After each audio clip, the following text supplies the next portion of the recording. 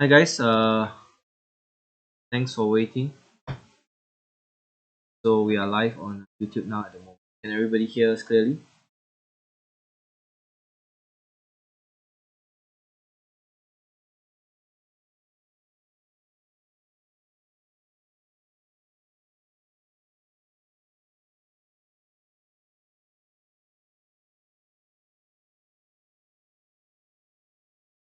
Hi everybody from YouTube. So the guys on YouTube, can you guys hear us clearly?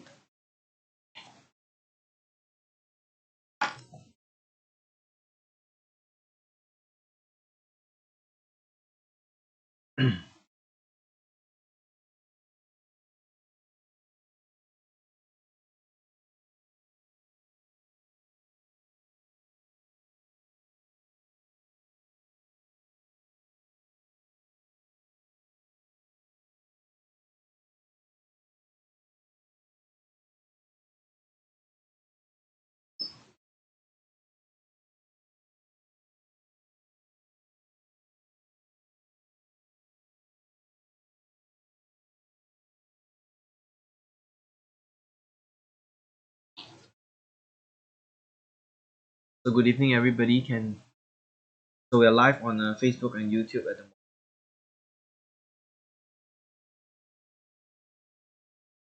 So where is everybody from today?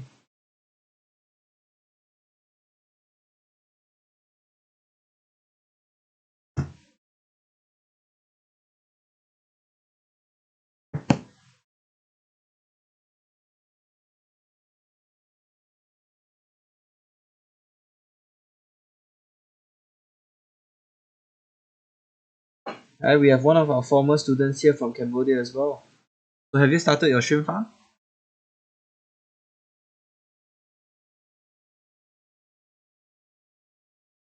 Hey, thanks Freddy. Thanks Freddy for the feedback that everybody's hearing us. So we have somebody from Brazil as well. But my Portuguese is not very good.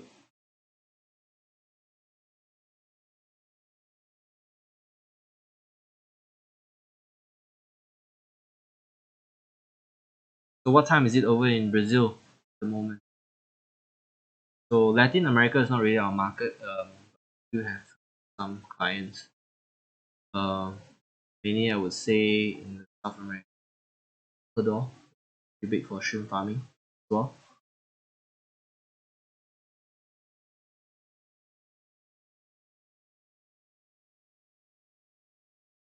Hey Ariel. So Ariel's also one of our former clients that I think attended the mud crab course few years back.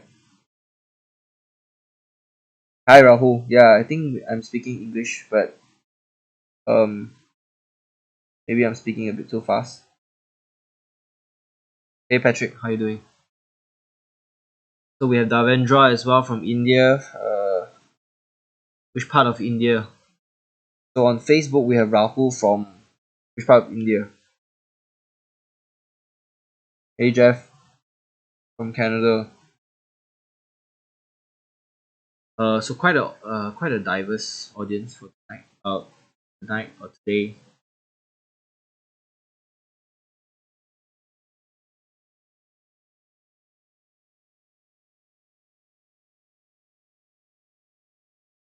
Right. So today's webinar session is really about one of our recent Biofloc nursery that we have done. So for those who have been following our channel, you probably have realized that we actually swapped over to our new facility somewhere in late January, or I would say early February. So if we have actually ran the nurseries um throughout mid to late February. So we actually move out some of our shrimps from the nursery into the grog tank. So we just did some sampling today. There are about 3 grams in the grog tanks. So for today's webinar session is really about going in depth on some of the nursery performance that we have actually gotten in terms of FCR, survival rate, stocking, mortality. So hopefully by June, uh, I think it would be probably safe to say that we have actually harvested most of our shrimps in our grow out. So maybe we can share more around that period. So I think we'll be going into somewhere midway in Q3 of the year. We are also starting a new batch of nursery, I think in 2 weeks. So by 5 weeks times, you should have the second batch nursery data that will be used to stock another grow out tank. So what we're trying to do at our facility over here is try to get our production in a consistent manner so that we are able to supply live shrimps on a daily or monthly basis. So Rahul's from Calcutta. So Kiko Santos from Philippines. So I got a question from on YouTube that from Van Hoyen Tan. I'm guessing you're from Vietnamese. You're Vietnamese, so correct me if I'm wrong. Um, we do use heterotrophic bacteria and autotrophic bacteria in our systems. So how do you get predominantly heterotrophic or autotrophic will depend on the CN ratio that you applying. So hopefully that answers. Is Biofloc doesn't consist of one bacteria but consists of multiple bacteria. So I think Shikin, I won't be giving the presentation for today. So Shikin will be giving the presentation. So I'm just helping her warm up the crowd.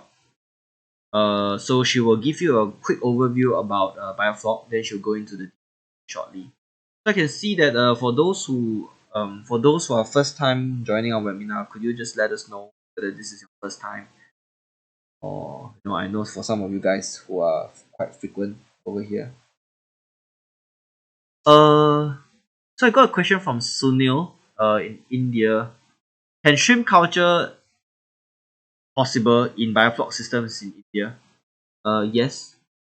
Biofloc is pretty popular nowadays in India. India has a lot of advantages in terms of structure of Biofloc technology because most of your electrical tariff are actually subsidized by government. It's not 100% subsidy though, but it's actually much cheaper than what we have comparing to countries like the Philippines. So Biofloc is very energy intensive. So do take note. So for countries who have cheap power, I would say that it's a bit more advantageous. Alright, so do feel free to ask any questions. While Shikin does her presentation, then I will just end off with some of the Q&A from your side. Okay.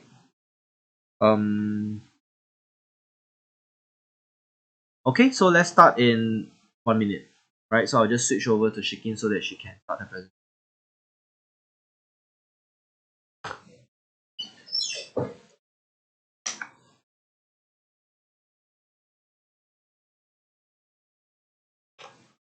Hi everyone, thank you for joining this webinar session. So as Mr. Yik said just now, the aim for this review is to give all of our subscribers on how to get good survival rate in Vaname nursery culture in Biofloc system. For us in Ras Aquaculture, this batch nursery culture is getting a very good performance with 98% survival rate. So we decide to share with you on how did we do and achieve it here. We are also keep learning on the new procedure to improve our performance so that in future we can have knowledge transfer with the subscriber with our own experience.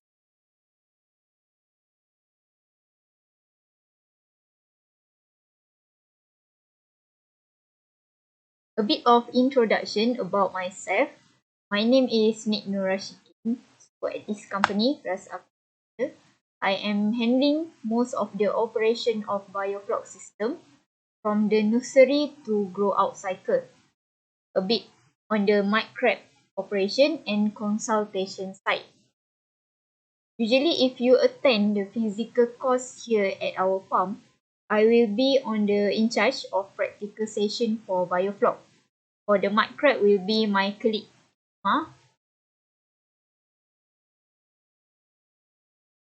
Just a general idea on Biofloc. Some of you here might be very familiar with the term Biofloc. We have done many content on Biofloc on our YouTube before. You should check on our YouTube if you haven't get the clear idea yet on Biofloc. So what is Biofloc? Biofloc is the aggregate of flocculation of good bacteria and microorganisms in the culture water. This good bacteria is quite similar with the application of probiotic in our daily life, where they help to fight against the pathogen or the bad bacteria. It is also proven to control the spread of disease, improve feed conversion ratio and water quality. When we do the cost breakdown on traditional shrimp farming, we know that feed cost alone is already about 60% of the operation cost. That is why many farmers have moved towards the Biofloc technology. But of course, not all culture animals are suitable for this kind of technology. So looking at this illustration here, we know that this good bacteria can benefit us in so many ways. But it is good to have a lot of good bacteria in your water. So just to give you general idea, a lot of bacteria meaning they will consume most of the oxygen inside the water, while your culture animal will suffocate. So it is important to take note on why, when, and how we need to remove the excess bacteria or the excess flora. Moving on, the shrimp aquaculture will involve larvae stage, nursery stage, and grow out stage. For our site, we usually purchase the shrimp post larvae with the certified hatchery and grow them in a nursery for about 2 weeks to 4 weeks. This is to achieve the size of 1 gram. Some people, they prefer to just continue stocking them directly into the grow out tank. For now, we just normalize using a nursery tank so that the shrimp get used to biofloc water and acclimatize them to our preferable salinity.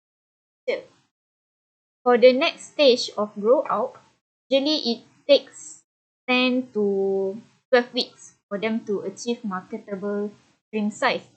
But low stocking likely to shorten the DOC or day of culture.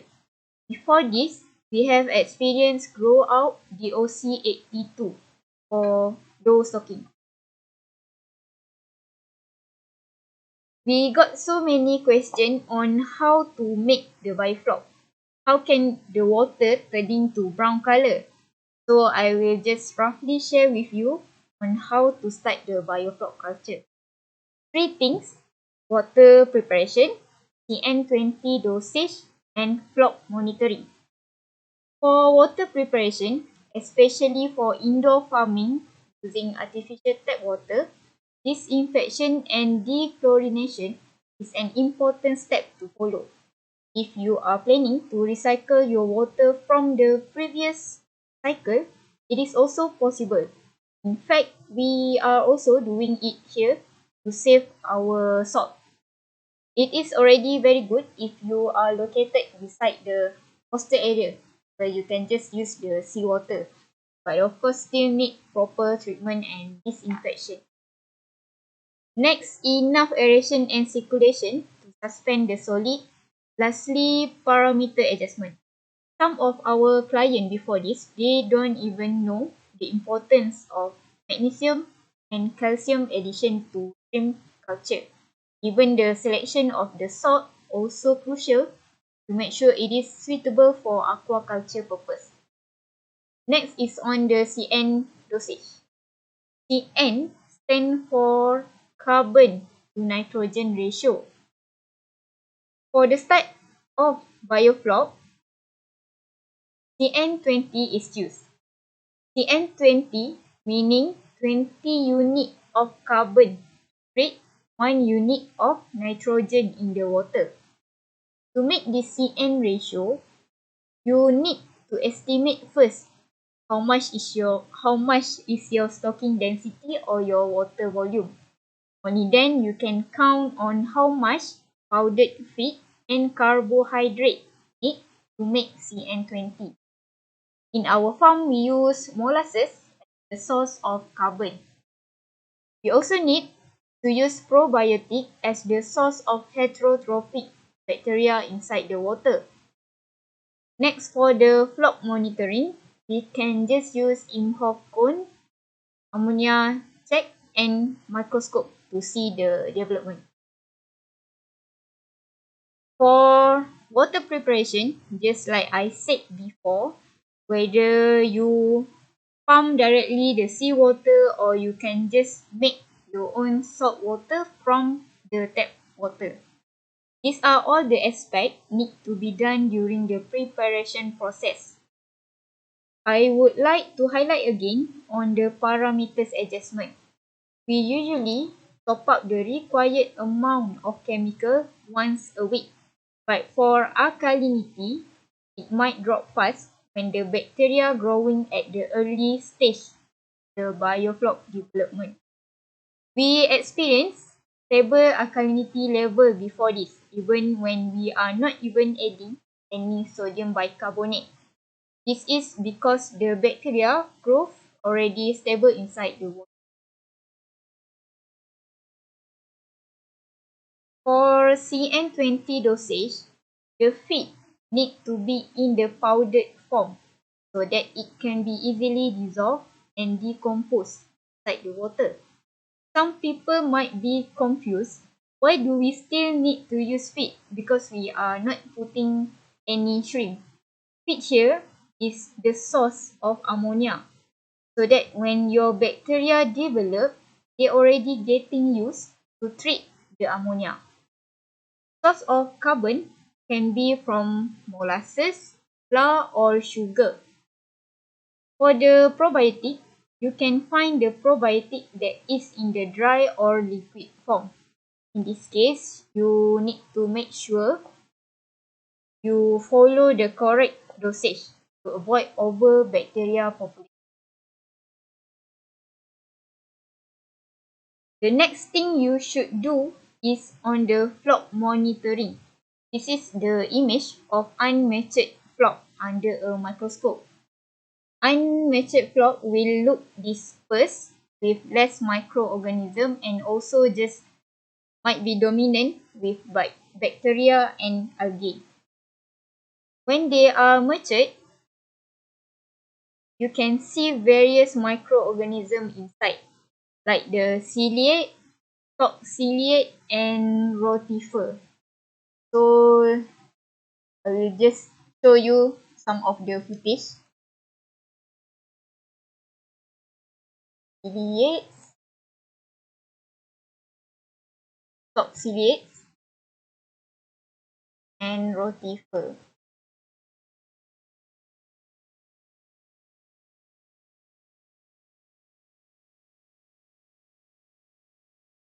All of these microbes, when they present inside the floc, it will help to clarify the biofloc water and remove suspended solid.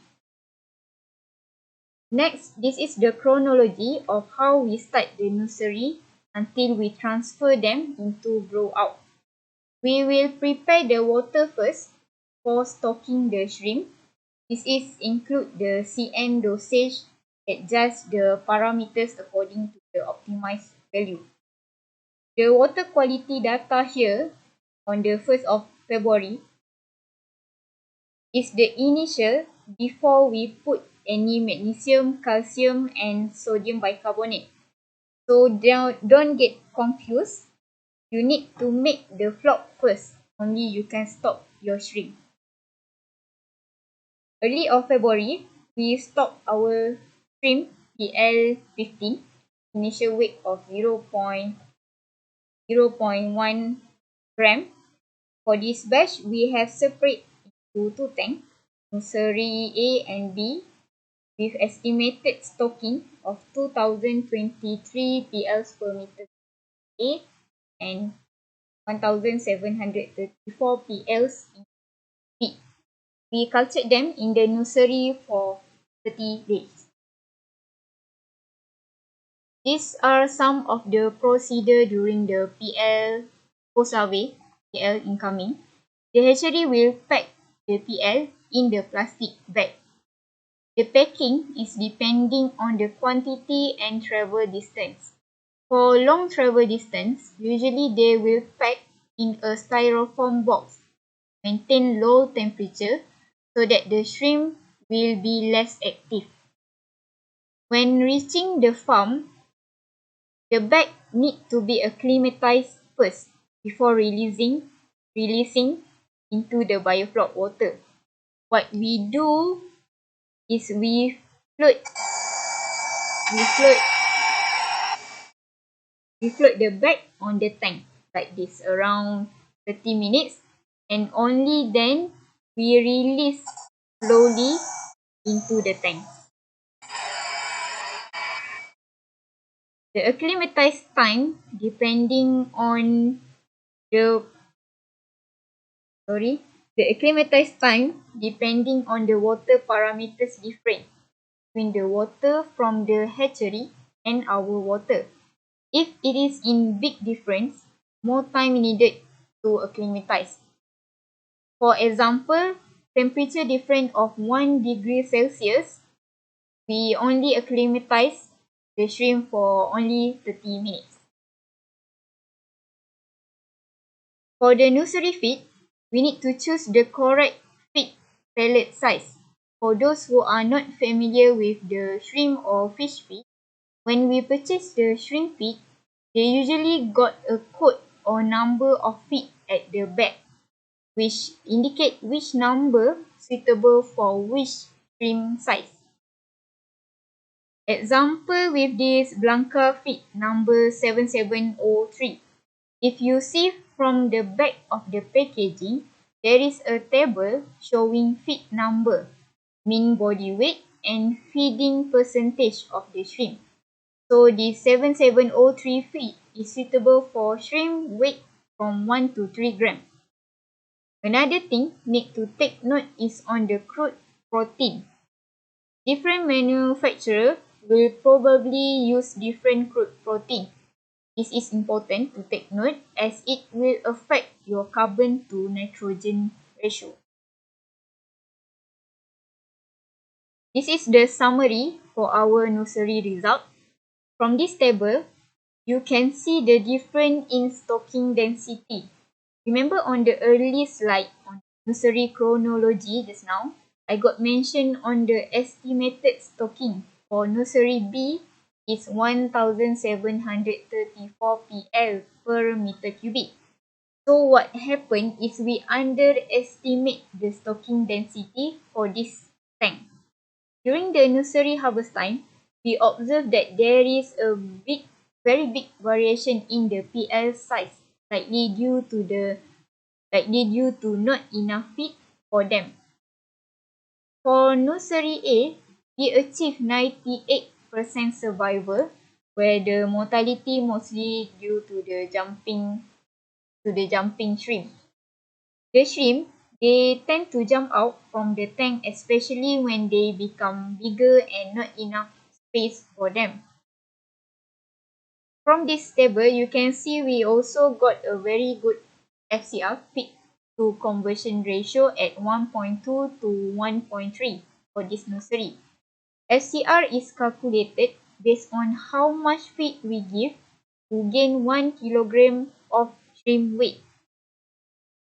So for this batch, we use less than 20 kilo of feed for both nursery tank within 30 days culture.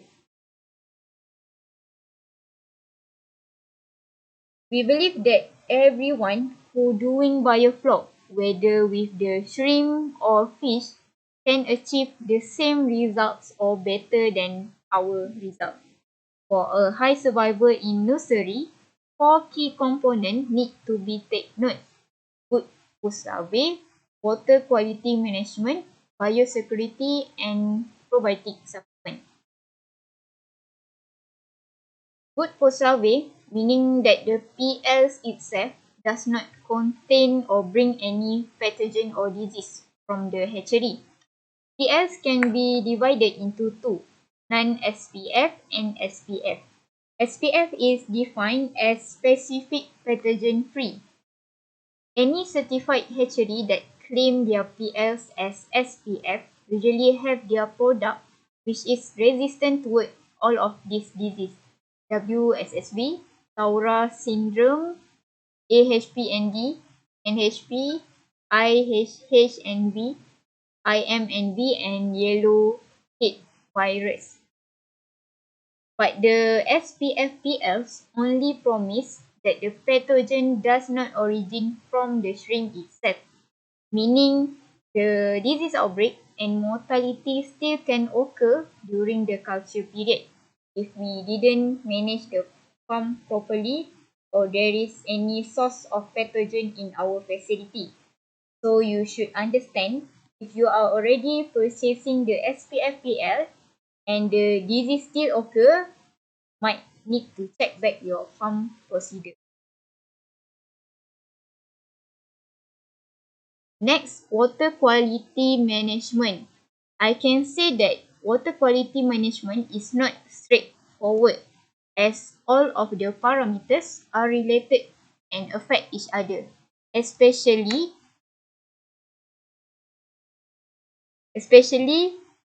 on the settable solid and dissolved oxygen.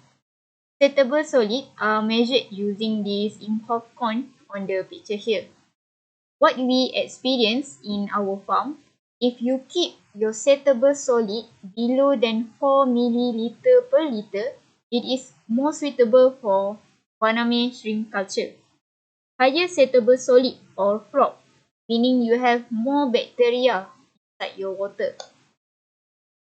Remember my first slide just now, I said that more solid or more bacteria will have oxygen issue. So this is where you need to be careful that your dissolved oxygen need to always be more than 4 ppm. Less than that, you might want to consider increasing your aeration, or the simplest way is to just remove the excess solid. Then biosecurity. Biosecurity is to ensure that your farm is free from any pathogen or possible disease infection. Few steps you need to take note: water disinfection, TCBS, visitor, tank disinfection, and quarantine. Before we can recycle back our water, remember to disinfect them to kill any possible bacterial residue using iodine, potassium permanganate, or anti-chlorine. Unless you are very sure that your water is clean, then you can just straight away recycle your water. TCBS measurement is for Vibrio detection. We use the TCBS agar plate, the green color plate here, for the water sample. So what we do here, we just take a bit of the water sample from the tank and send the sample to the lab for the Vibrio detection. This can be done weekly or bi-weekly to ensure your food security. Then you should not allow any outside visitor coming to your farm unless you have proper food pass disinfection or something similar, because we might not know what disease or pathogen they bring, or maybe before they visit your farm they already went to another farm. This is also similar with insect and vector like the rats and birds, which have higher chance to bring disease to the farm. After every use, the tank and equipment should be disinfected to kill those pathogens. Here in our farm, we use sodium hypochlorite for equipment disinfection purpose. Some bacteria, they can still alive and survive on the tank surface even after 3 months not properly disinfected.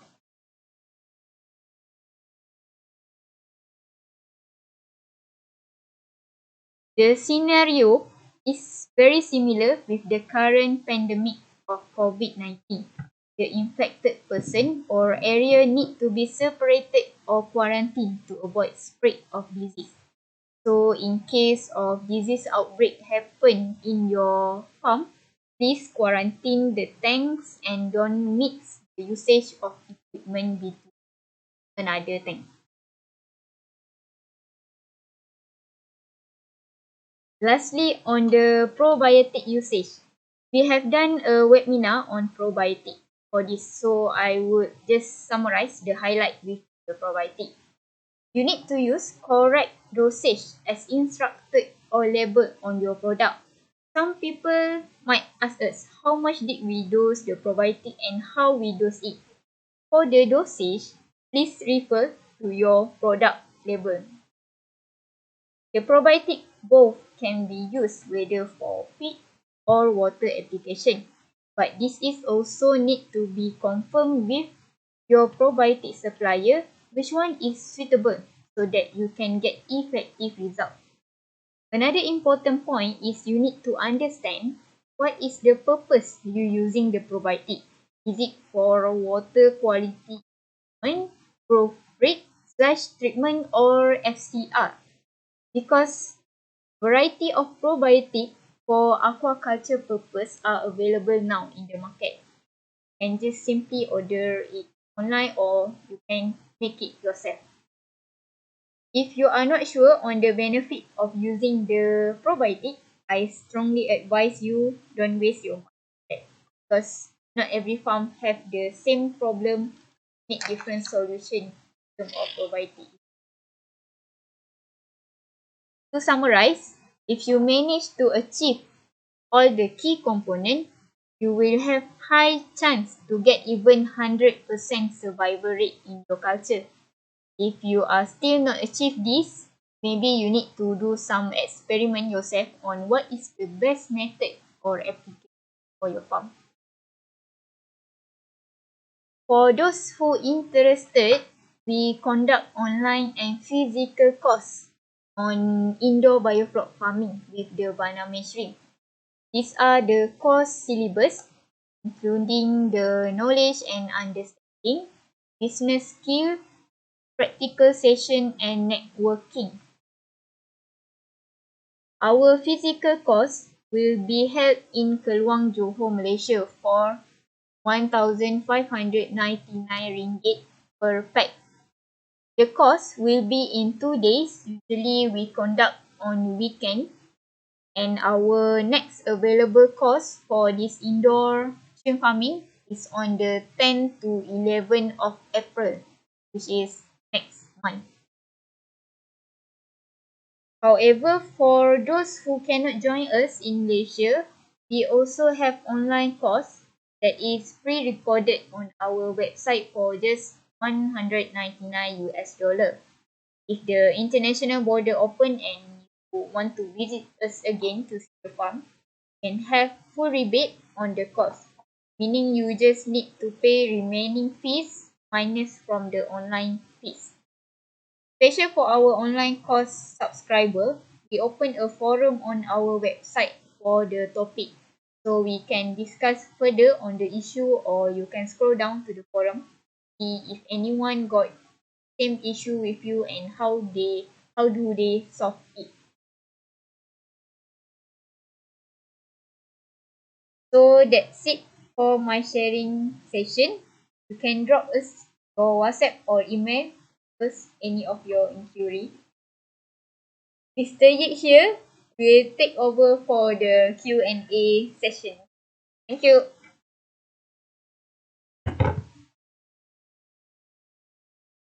Okay, so thanks for the presentation.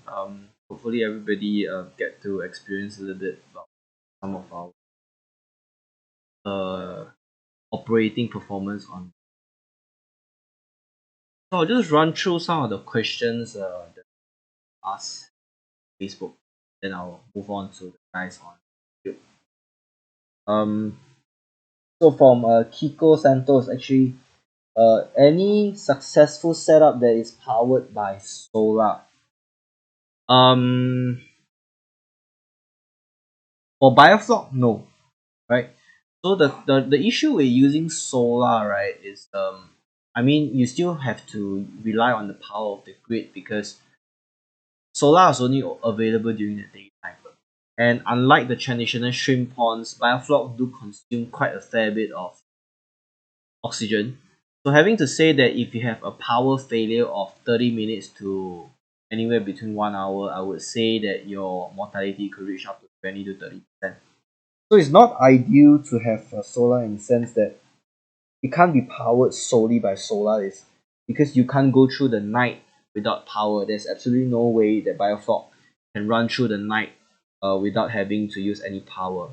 But with that having said, I'm not too sure about the Philippines, but in Malaysia we do have what we call a net metering scheme, whereby you produce power and sell back to the grid during the daytime, and that amount that you sold back to the grid will be offset or what we call minus away from your total electrical costs, right? So achieving of what we call a net metering in a way that you probably do not have to pay any utilities moving on, provided that your solar generates enough power to offset what it uses in the morning and in the evening. But that's really dependent on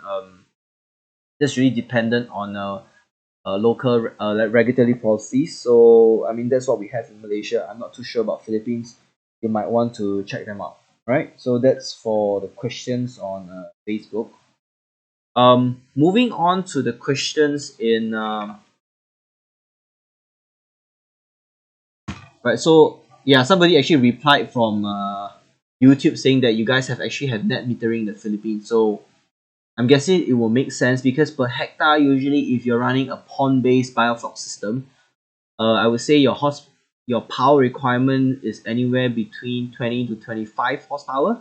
So there's quite a lot of power, right? So if you have net metering, I think in the long run, it will save you a little bit more money, right? But that having said, you probably need a bit more capex to offset that sort of operating costs. All right. So from Sophic Ling, right? Between Biofloc versus Rust, which one is better for shrimp farm? Um, This is quite a tricky question. I would say if we are comparing capex, right, in terms of capital expenditure, Biofloc is probably cheaper to start off with because you do not have the need to buy any filtration. You don't need things like drum filter. Probably you don't need UV. You don't need a biofilter. So if you're looking at RAS system or clear water system, I would say 10 to 20% of your capital expenditure is due to investing in a biofilter. But for a biofloc system, since the Floc acts as a biofilter, so you don't have to invest that amount for the filtration system. But having that say, in the long run, let's say of a project timeline of 20 years, your operating cost for a clear water system using Rust will be probably lower because Biofloc utilize quite a lot of power. That's one, and secondly, you need quite in terms of operational management or process management, I would say Biofloc is a bit trickier to run. So cheaper startup costs, but slightly more expensive operating costs due to experienced manpower. That's one, and secondly is utility. But in the long run, given that if you have invested in the right areas like net metering or in the capex for solar, you could also see some of the operating costs lessen due to that. But the major impact of running a biofloc farm is of course reducing the amount of feed requirement. So if we're looking at feed requirement wise, of course, being in a biofloc system, you have a lower FCR as compared to a clear water system. So I know I've just highlighted differences between capex and operating costs from a feed cost perspective, manpower perspective, and also utility perspective. So there's not really a clear answer for this. You really have to run down to the numbers and see what's the best option for you. But for me, usually for 70 to 80% of most countries, I would think a biofloc system would be actually more viable in the long run because fish meal it's not getting any cheaper. So if you can save on feed, that's great news for you, right?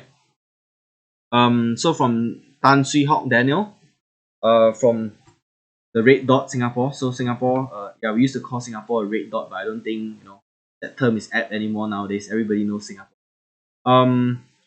So your question was seawater has more bad bacteria compared to biofloc culture artificially.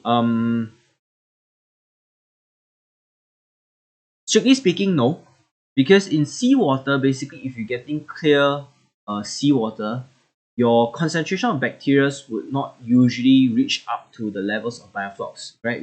For biofloc, we are looking at more 10 to the power 6, 10 to the power 7, while some literatures actually reported 10 to the power 9 CFU per ml of water, right?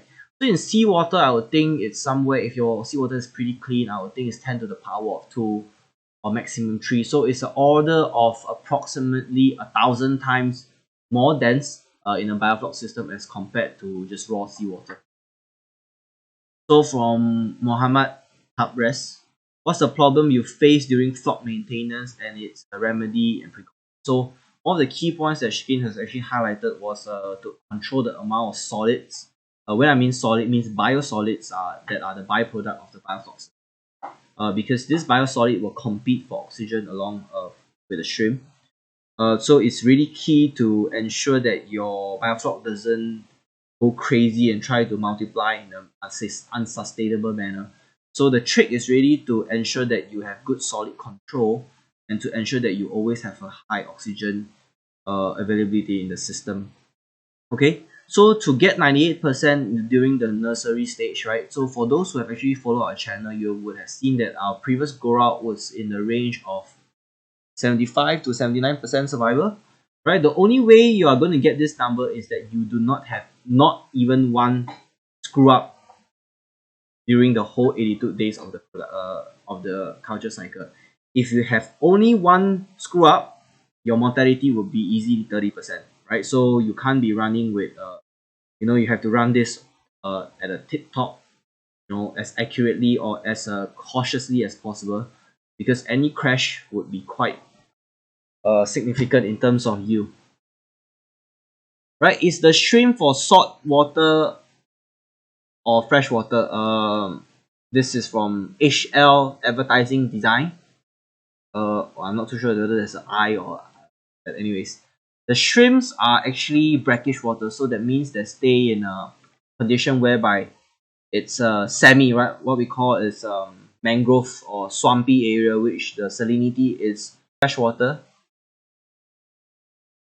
which is 0 ppt, and seawater, which is 32 ppt. Alright.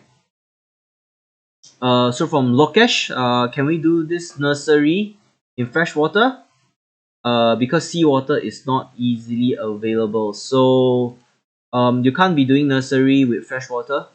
The only way you can do them is at least you need about 6 to 10 ppt.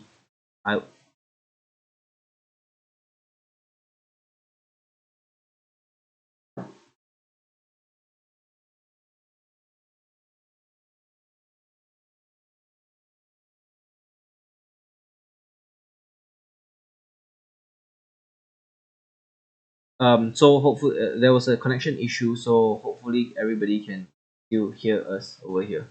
So shrimps can only be cultured in brackish water condition, so you can't be doing them in fresh water.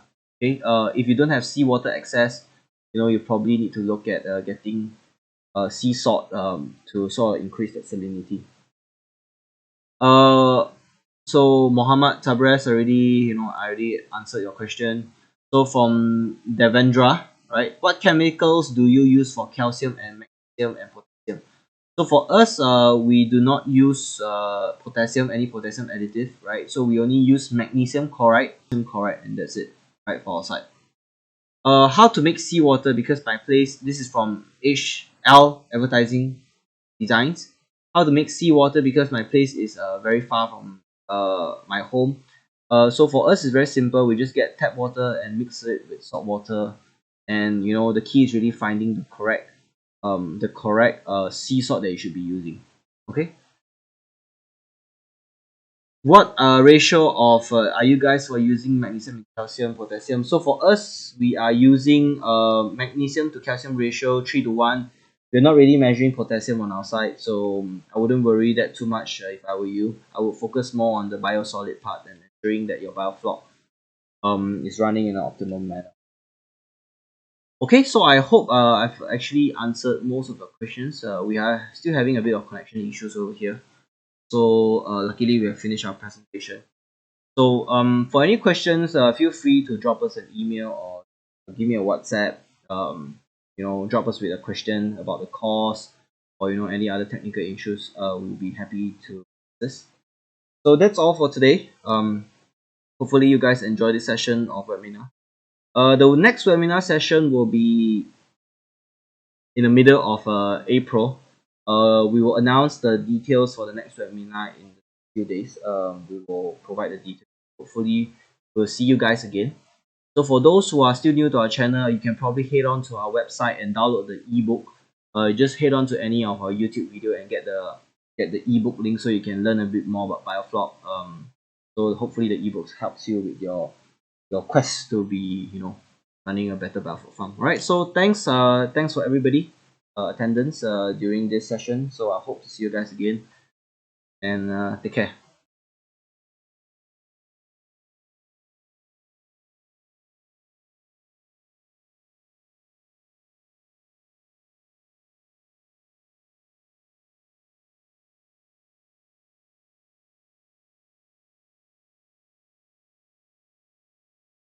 Is it not YouTube? The connection break like